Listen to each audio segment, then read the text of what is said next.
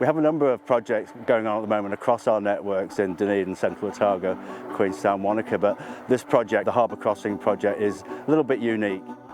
So I'm Richard Fletcher, the Chief Executive of Aurora Energy, and today I'm down at the Otago Peninsula just outside Portobello. We're replacing towers which have been here for 60 years.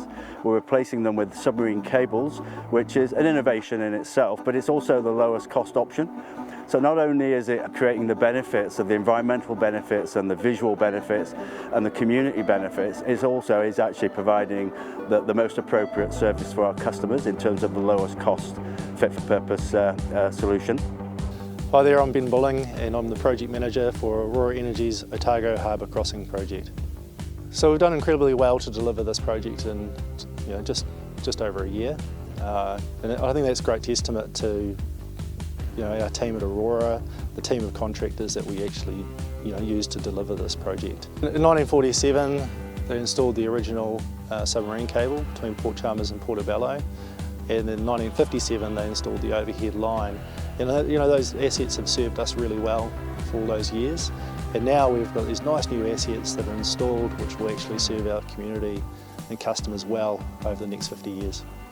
We started off the installation of the submarine cable with completing a seabed survey using divers, and once we were happy with the path that the cable was going to take, we then organised with conjunction with Seaworks to bring a barge down from Picton.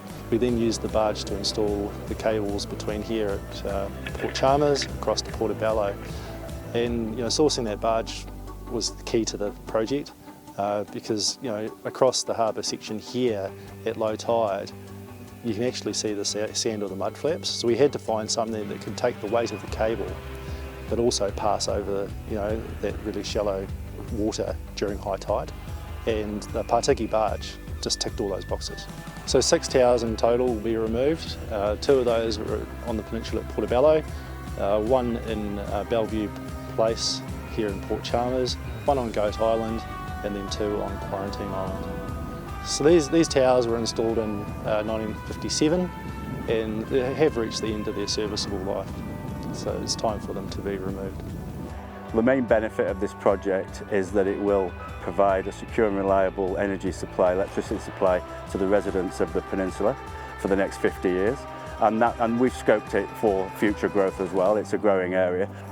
One thing I'm really pleased about as Chief Executive is the way that we approach this project. We've been planning it for 2 years. The easiest thing for us to do, to be honest, with end-of-life assets is to replace them like for like. The team didn't do that. They stepped back, they looked at the options. We've engaged really closely with our communities and the stakeholders, locally the port, the university, local community residents, and we found a solution which actually ticks all the boxes. There's not very many projects which tick all the boxes. There's been a huge amount of interest, obviously, with the team in the office here who've been supporting this project in the background, and they're all really keen to come out and be part of the project. They're going to help with the replanting on Quarantine Island, and we'll work with the Quarantine Island community to do that. They're really excited about it. Quarantine Island is open to the public. If you haven't been there before, go and take a look. It's absolutely phenomenal, and it is right on the back doorstep of Dunedin. There's a lot of people I'd like to thank and I need to thank for a project of this type. Firstly is the Aurora Energy team. The team have pulled together the engineers, the planners, our community liaison teams.